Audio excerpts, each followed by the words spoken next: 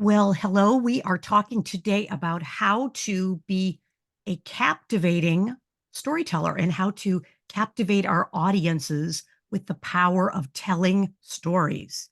And I'm Kathleen Caldwell, founder of C-Suite Network's Women's Coaching and Consulting Council and the Corporate Coaching and Consulting Roundtable, brand new for 2024. And so yesterday's program, wow, it was fantastic. So much interaction with each of you. Thank you.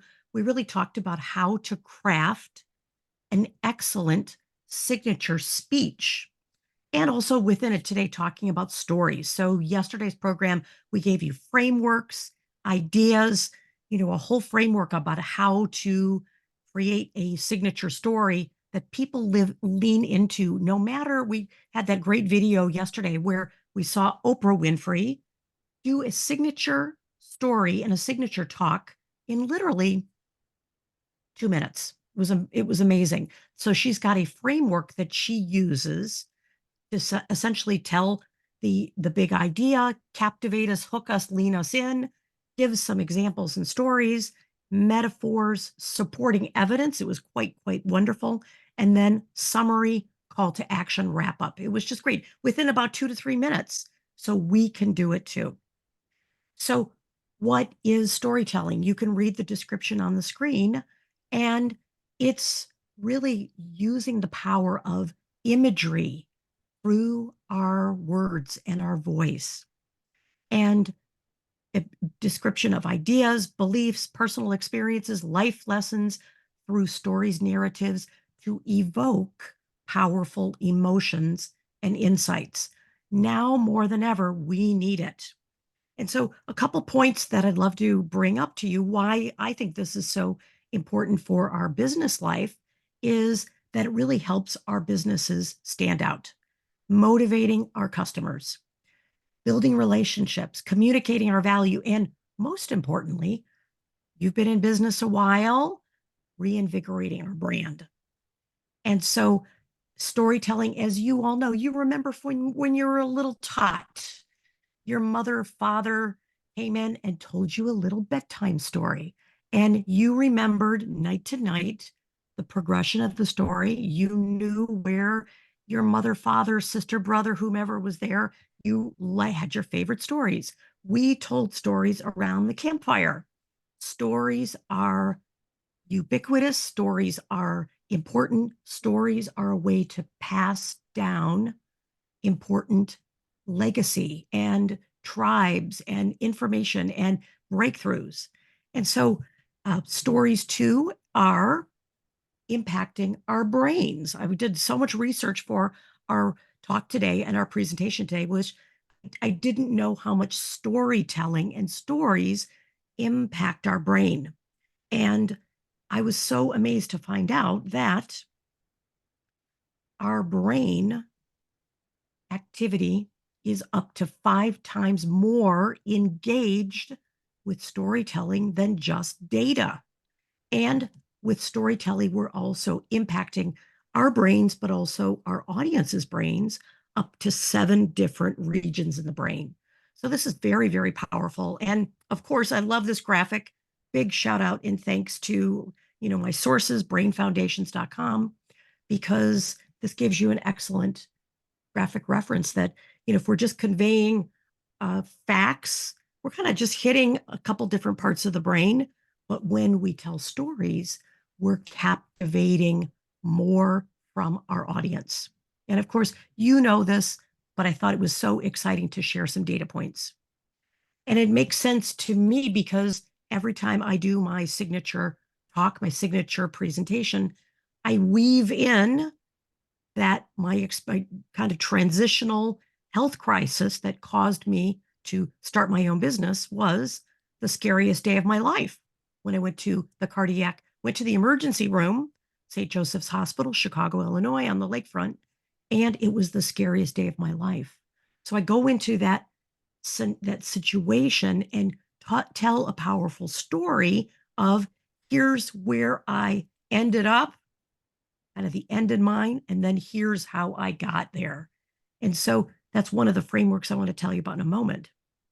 And so then people are leaning in because the next part of the story is, hey, it wasn't supposed to be this way. I was preparing for my fourth marathon, just got back from a great shopping trip in Paris at Louis Vuitton, had the world on a string, great job, corporate sales job, managing a lot of teams all over the world in technology. And then this thing came up and hit me right in the face. But then there was a series of steps that led me there that up until the end, I didn't realize. And so it's really a transformational story. And the hero of that story is not me. The hero of the story is that my business and falling in love again with my career and my business life, that's the hero of the story. So anyway, so I want to show you a little video clip, and I want to optimize this. Take just a moment and optimize this so you can hear it. Okay, so let me stop sharing. And what I want to do is optimize this for us. Okay, go. Bizi bilirsiniz. Güzeliz biz.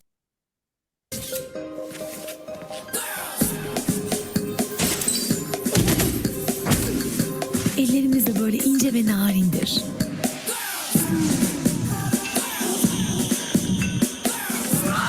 Ha, bu arada söylemiş miydim? Altını çok severiz. Yakışır da.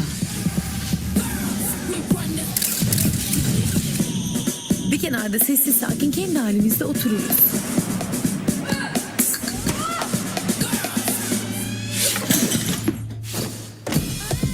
Öyle herkesin içinde kahkaha falan da atmayız. Lütfen, yapar mıyız hiç? Siz bizi bilirsiniz, değil mi?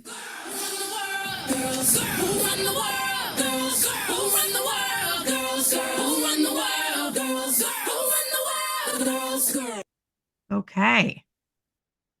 So if Nike came out and just said, hey, we have this new cool pair of shoes, here, you should buy them, it wouldn't be as compelling as the sheroes in the journey, which are overcoming all of these preconceived notions, history, all kinds of stuff. And so for me, it was a very compelling story that Nike was telling. And I love their Nike Women channel on YouTube because they've got tons of these kinds of videos. So just wondering for you, what's important for you around storytelling for your business? And, how can you even use the Nike video as kind of an inspiration for storytelling? Yeah. Christina, please jump in, please. So what I really loved about the definition of storytelling, there was the notion of a lesson, like a life lesson, but a lesson in general. And so I kind of looked for that in the Nike video. And where I saw the lesson was in it wasn't really a transformation. It was a shift in perception that they were doing with sort of maybe these stereotypical things that girls are known for, but the shift, the lesson is that it's not gold jewelry, it's a gold medal. Like, it's not, there was another one that I thought was really good, but that whole idea taught me a lesson, because when I first saw sort of what they were, the initial frame, it's like, okay, but then I got taught a lesson. And so I think for me, that's really like that linchpin in the whole thing about storytelling.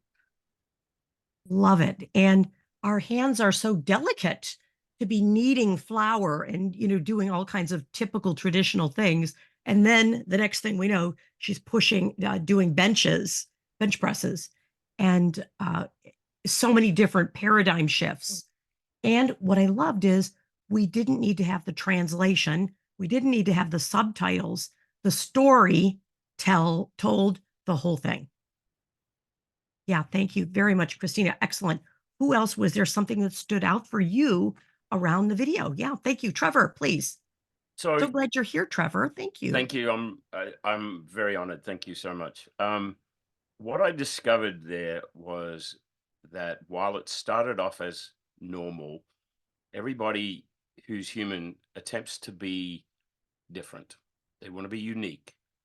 And what this does is it gives people, and especially women, the permission to be bigger and better than the standard, is to do what is inside you, what you want to do. Because it didn't say you must do all of these.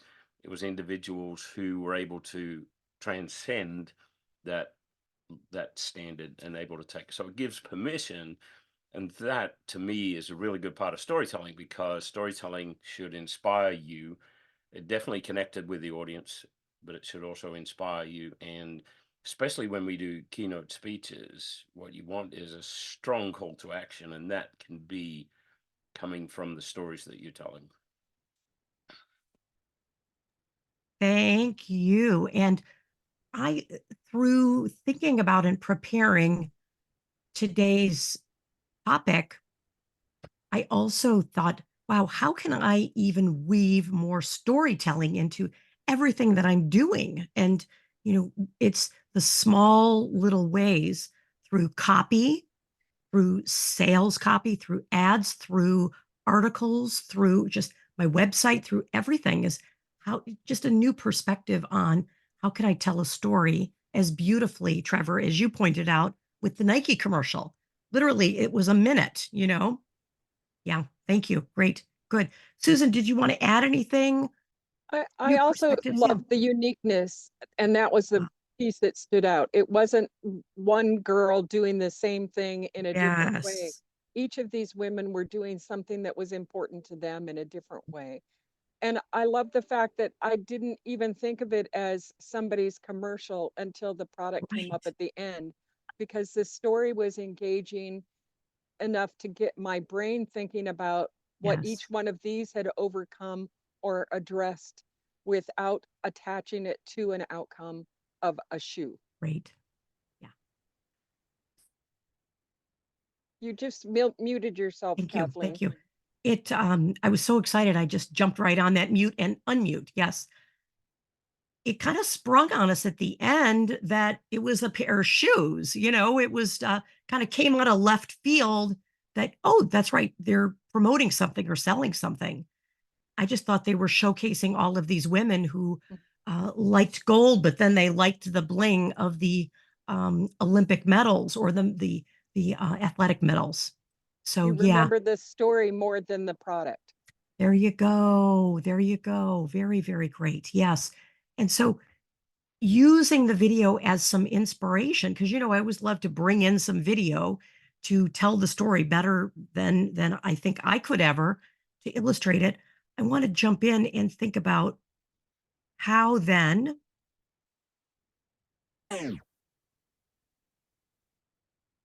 using a couple different models, two models that I really, really love and are that the hero's journey, the beautiful Joseph Campbell model. I love this. And it's a complex model, but essentially it's the model of where you were or where was the customer, kind of the before, where they wanted to be, and how you or they overcame the gap. So it's really a three-part process. Although with Joseph Campbell's phenomenal model of the hero's journey, or I like to even think the shero's journey, you can see all of the different steps. I think it's in total between if fully filled out, it's about 18 different steps. And that's a lot to go through, but I think we could really compress it into what was known before, and then something happened. There was a decision that was made by something happening, a supernatural thing happened, a threshold was achieved and overcome, and there were helpers and mentors along the way, and then there were challenges, of course, the abyss, and then the death and possibly even a rebirth. And so just the whole model can be pared down, and it's a super beautiful model that is used in movies and books. And I mean, the illustrations of that model are amazing. The other model that I really, really love is Donald Miller building a story brand and his newer book, Hero on a Mission. I love these two because the customer, the client, is the true hero of the story. I think as coaches and consultants, we were taught that, hey, we're the hero. We're the ones coming in and saving the day, helping the client. We're the helper. But I love in the Donald Miller model is it's the client, the customer, that's the true hero of the story. And the brand, the solution, our outcomes are the guide, and that we help our clients and our customers achieve their goals and solve their problems. So it's, again, a little bit different way of looking at it. And I wanted to show one more framework and then I want to pause. But I'm a story brand coach. So I take people through this process. Love Donald Miller, fantastic. And so we do that as part of our Women's Success Accelerator is we'll be going through applying the story brand framework to our websites, to our story, to all kinds of things. And as you can see, there's a character with the problem who meets a guide who understands them, gives them a plan that calls them to action, and that results in success.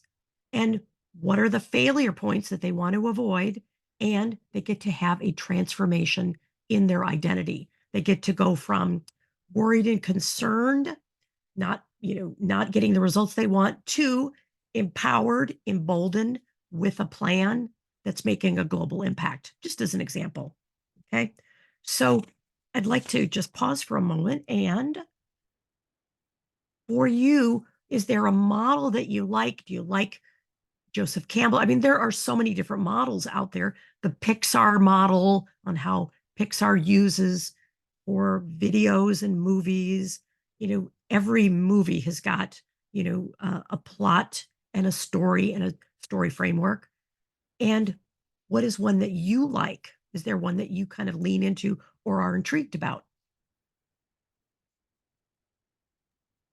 I can talk a little bit about. Please, Trevor, Yep. please jump in. Yes. So I have a storytelling framework, and I actually looked at Seth Godin's storytelling framework, and he uses all C's for for alliteration, and I use all C's. So I'm not sure if he stole it from me, or I stole it from him. But I've also read Storybrand, and from all of that have come out two frameworks. The biggest framework is all about when you're doing a presentation and weaving a lot of stories together to come up with a good call to action, and that's a keynote, or it could be a sales pitch, for example.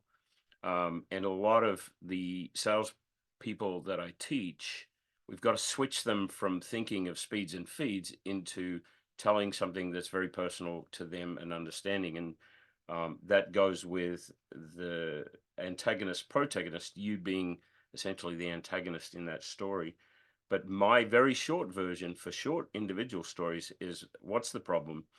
What's the solution that was applied to that problem? What's the result that happened, whether that was, a success or a failure or a tragedy, could be anything. And then what's the impact? And that's where we go back to fairy tales, where you have a moral to a story. And so problem, solution, result, and impact, I think, also fits the one that you showed. And whichever one suits you. And I love the one that you're using out of Storybrand. I think that's really fabulous, and it works. I've used that before, worked with people before, and it's very strong. So I do encourage more people to use that. So, Trevor, excellent. And, this is one example. And I love your example. And I want to study a little bit more the Seth Godin one too. I think also it's obviously the integrity and the authenticity of having a framework, just really even simple where it doesn't sound contrived or trite or even staged. It's an easy kind of format that we use to tell, as you were saying, the before, the during, the after, or what's the call to action, or what is it that I learned, they learned, we learned, something like that. So, yeah, love that. Really good. Thank you. Christina, please jump in. So I also would like to offer a couple of resources related to the hero's journey. And I also feel like the heroes, like, you can adjust these things for either a story brand or hero's journey, but sometimes you may have something you want to say, but maybe not have had the personal life experience or personal example of that thing. So I like to go to epics, like history, stories from history, or Aesop's fables, or Zen, a lot of Zen stories, uh, and also like the Greek epics are great places to um, find a really great story, even though it may not be yours, but it exemplifies uh, um, that message that you're trying to share. Just wanted to give like another direction for people to go to pull from, because sometimes we don't necessarily have that personal, although it's best if it's our personal experience, but we may not necessarily have that personal experience. Excellent, Christina. And I think borrowing from other resources, borrowing from other people, so fantastic. And I think also borrowing from other people's success. I love to do it, and I love to showcase my clients' success and do it in a way that's completely authentic and real. Is what was their journey, and with the appropriate approvals and things like that, and have the appropriate amount of disclosure, obviously, but sharing their journey and their experience with a level of what's new, what's interesting. I think storytelling, the way that it's been done, is so boring and so trite and so staged, that really developing that muscle. And we're going to spend more time doing this. Today was really just kind of a big picture overview. So just even kind of putting in our psyche, how can we use more stories? What are a couple frameworks we can use? And then I assure you, when we leave today, our reticulating activating system will be up, and we'll be hearing stories, seeing stories everywhere. And in addition to red cars, if you're interested in buying a red car. Yes, thank you. Susan, please, you're jumping in. One of the things I remember is from doing a thing about speaking with Lisa Nichols, and she always talked about the dip in your story, that it wasn't about going into the severe pain and owning it as victim, but it was about that transformation from where you were to what had really triggered the emotions in you that made you choose to transform your life, and how that then aligned with a success that she was attempting to show you, so that it was enough of a touch of the pain point to emotionally connect with why you were willing to make the transformation, why you were willing to risk moving forward in a way that maybe would have felt too traumatic to take on otherwise. And I think that's the power of a good story. It'll take you through something that you might be holding back from, because you can see that someone else succeeded. It may not have been the person talking to you, but they were able to tell a story of someone else's overcoming something. Love that. And it's the climb out of Yeah. the depths of despair, or the climb out on the way up with the Joseph Campbell hero's journey. That climb out of, what did I learn and what did I do? What were the things that really created the transformation? And what created the change? And then what was the transformation as a result of the climb out? Yeah. Kind of a mountain type of thing. Yeah. Great point, Susan. Really great. Thank you. Great. So today's topic was just really like a little appetizer size of, hey, storytelling is obviously very important. And how can we weave into everything that we're doing a storytelling mindset, number one, and start to tomorrow with Christina go through how can we use AI to be able to tell better stories, to be able to captivate people with the delivery of a great story and to practice, practice, practice so that literally becomes something like, hey, just pass the salt and I'm ready to tell my story, tell my origin story, my this story, my that story. So finally, thank you. With all of doing this week, always we talked about this quite a bit yesterday is what is it that you want your audience, what's really the intention for telling a story? What do you want your audience to think, to feel, to do as a result of your story? What's the transformation that you intend to provide? Just telling a story for the sake of telling stories, not really, very intriguing nor captivating. So, what's the intention of our stories? Of course, always. We went into that a lot yesterday. And, you know, through storytelling, what I believe is you get to be a belief changer, help people change their beliefs, and an action instigator. So we get to two different things through the power of a great story, through the power of lighting up people's brains, and being really, really good at it. And I will tell you, years after telling stories and doing a keynote, doing a workshop, giving a presentation, I have people come up in my community, especially, and they will tell me, I remember 7 years ago, the presentation you did for the Women of Distinction luncheon. You were the keynote, and I remember you telling that story. And I'm thinking, holy smokes, that's fantastic.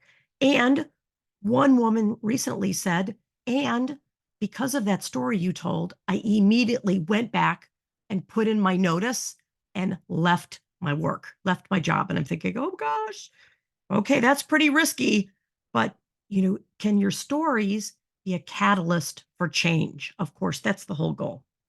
And of course, as we complete, our stand for you is that now's the time. Now is your time to be the successful speaker that you are called to be. The world's calling you forward to be a great storyteller, to stand in the light, to deliver your message, and to be a transformational excellence and transformational leader.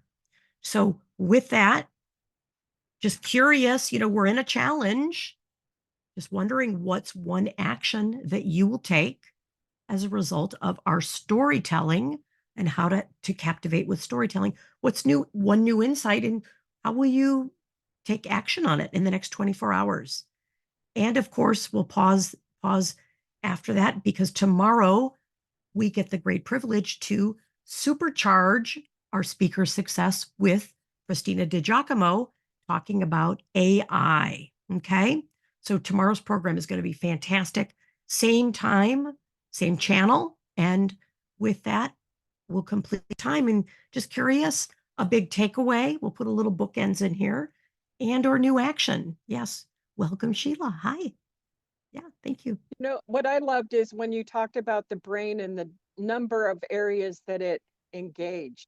It made me think, what else do I need to add to my story to reach more of those senses, more of those things in a new and unique way? So thank you. Excellent, Susan. Yeah, very great. Love that. Thank you. Yes, Christina, please. So I just came up with a practice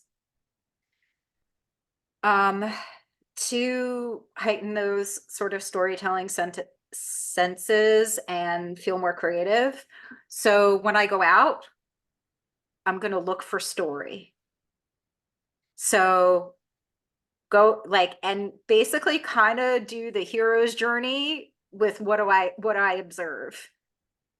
You know, like whether it's at the grocery store or, you know, just out and about, like, you know, or looking at nature and just what's the hero's journey here? Like, in other words, getting my observational skills up and exercising that hero's journey storytelling. And then also the notion that classical music just also came up for me. So I do love classical music, and realize that most classical music in and of itself is a hero's journey, the way it's composed. And so I want to actually start listening to classical music and follow like where the transformation is within each piece. Just another way to kind of trigger different synapses and creativity there. So those are my two practices. Love it. Love it. And see new things. Isn't that really what our call to action is? See new things, try new things, and raise our awareness and take action. Fantastic. Thank you. Thank you. Trevor, Sheila, want to get your voices in here. Yeah. So I have built a story for the NSA storytelling competition, which has to be Ooh, 5 minutes long. excellent. Last time I told it was 8 minutes long, so obviously I have to trim. But in going through that, I have all the feels. I have a little bit of funny, and I'm going to polish it all. But what I'm going to do is go back and apply the hero's journey to it, and use that framework to apply back to it, because that's going to, right now, it's a fabulous story, but I've got to make sure that the point of it, the call to action, what I want people to do is strong in there, and that it fits my speaking. It does, but it's a matter of polishing it right, and I'm going to use that hero's journey to do that. Brilliant, Trevor. Thank you. That is so exciting. That is so exciting. And for all of us to find a framework, again, to lean into, and to know that at any point in time, we can just pop in the components of whatever framework we like and trying out different frameworks. Really great. And I think also my takeaway, Trevor, from what you said, and Christina and Susan too, is people love structure. When they're listening to stories, people can relax into the structure from your well prepared and well delivered story. So our credibility goes up, our listening goes up. People get to, as you mentioned, Susan, people get to rest in, being really captivated and engaged by our stories. So thank you. Great. Good, good, good. Sheila, would you like to jump in? We with our coaching and consulting council, we are like getting in and getting out. Yeah, that's We have a great. new mandate. Yeah. I love it. So I'm excited to watch the replay Thank and you. catch it. I feel like I would love to have, you said something yesterday about always having that origin story in a smaller version of it in your back pocket. And I thought, I wonder how I can condense that down to a 3-minute or a 2-minute quick bite. So that's my challenge, but I'm going to see if I can do that. Fantastic. Can Wow. can I give a plug for tomorrow's Yeah. talk? Because I actually do have a little bit of one of the pieces of advice on how to use AI has to do with timing. So Trevor, I know that you've got a 5-minute constraint. Sheila, I know that you want to try and condense something down to 3 minutes. Come back tomorrow. I've got a tip for that might actually be able to help you get to that place. So more tomorrow. Thank you. So much value, so much value. Well, great. So thank you, thank you, thank you, thank you. What a great program today. And I'm so excited about, let's go out and captivate the world with our storytelling. So bye for now. We'll see you tomorrow. Same time, same place. Can't wait to see you, Christina, tomorrow, delivering our program. And each of you coming and being our colleagues on the journey. So bye for now. Thank you. Take care. Bye-bye.